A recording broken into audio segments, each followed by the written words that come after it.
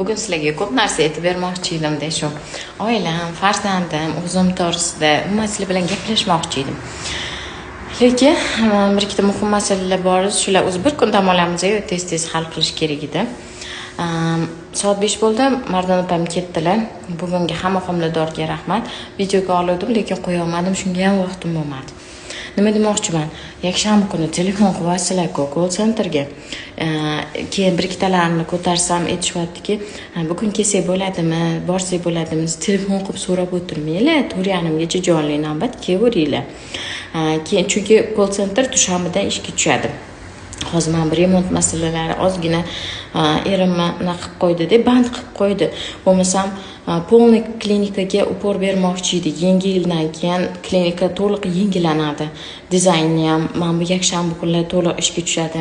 O'zingiz akusher ginekolog gaplashganman, xudo xolasa ular ham ishga tushadi.